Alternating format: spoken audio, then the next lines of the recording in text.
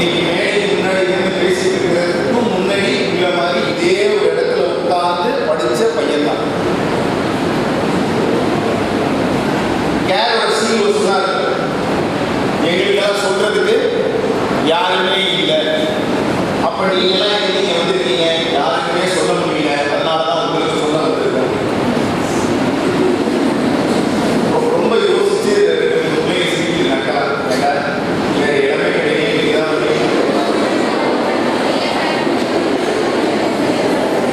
அப்படியெல்லாம் இல்லை, அப்படியெல்லாம் இல்லை. அப்ப இந்தியா வளர்ச்சி சரிமா? புல்லட்டை கொடுக்கலாம்.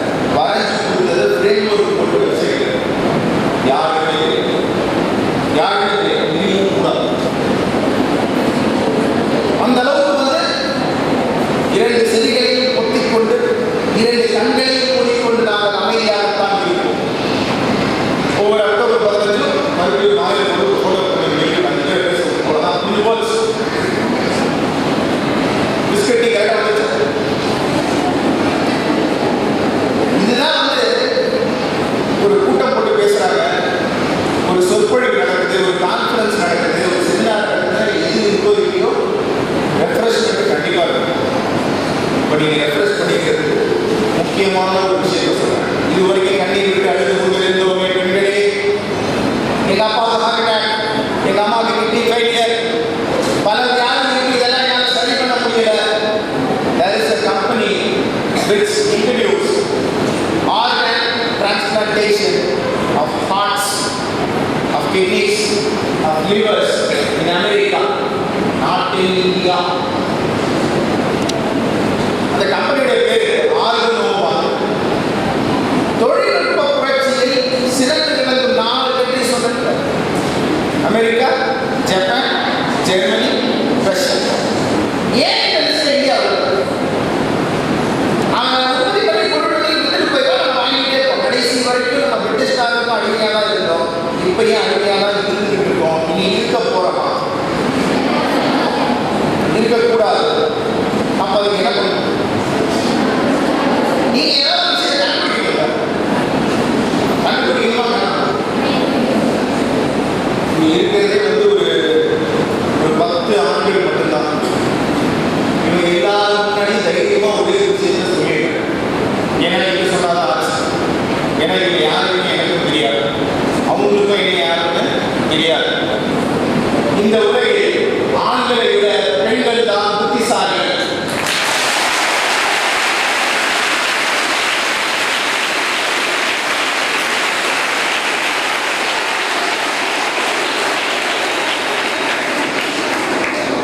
ஏன் இன்னும் சொல்லவே இல்லையே?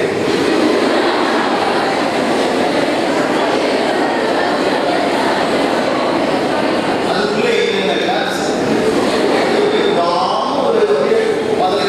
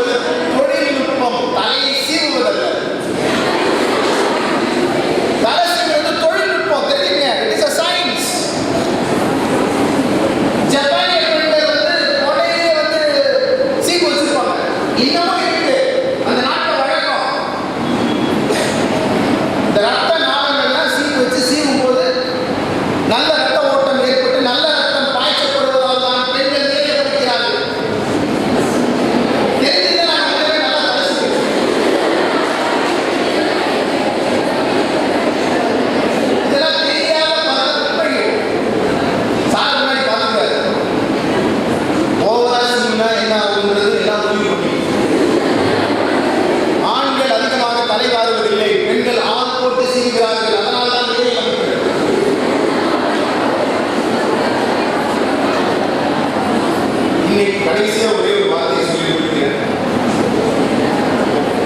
இந்தியா வல்லரசாக முதல் படி என்ன? நீங்கள் நன்றாக படியுங்கள், அதுதான் முதல் படி.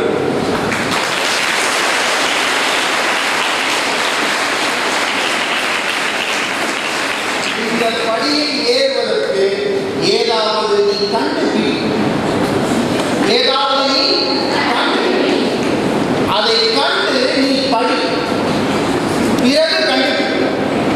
முதல்ல படிப்போம், அப்புறமா கண்டுபிடிப்போம். இன்னைக்கு இருக்கிற சமுதாயம் வந்து மார்க்க நோக்கி தான் போயிட்டு இருக்கே தவிர அறிவை நோக்கி போகல.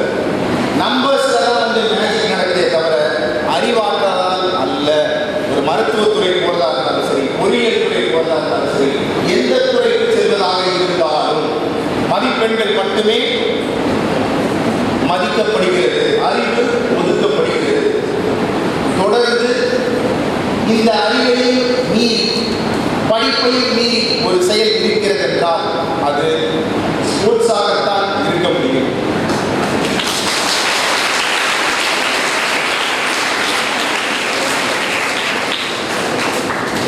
அடுத்ததாக ஸ்போர்ட்ஸ் பற்றி பேசுறதுக்கு ஐயா அவர்கள் வரப்போகிறார்கள். எனக்கு இதுதான் முதல் வாய்ப்பு. இந்த யங் இந்தியன்ஸும் சிஐஏ இந்த முதல் வாய்ப்பை சரியாகத்தான் பயன்படுத்தினேனா என்று மீண்டும் ஒரு கேள்வி உங்களிடம் விட்டு செல்கிறேன். இந்த வாய்ப்புக்கு நான் நன்றி தெரிவிக்க விரும்புவது முதலில் எங்களோட சிஇஓ பத்துல் மேடம். இதுதான் first opportunity. And then CIL, and I am very much thankful to Pradeep Chandra sir. I think I have utilized the first opportunity in a right way. நன்றி.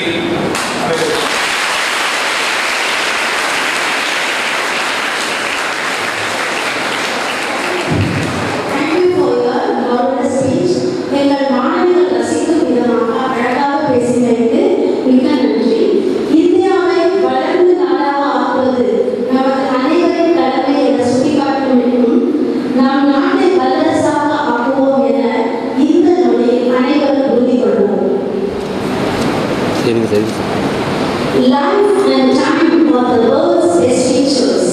Life teaches us to make good use of time, and time teaches us the value of life. Difficulties in your life don't come to destroy you, but to help you realize your hidden potential and power. Let difficulties know that you too are difficult.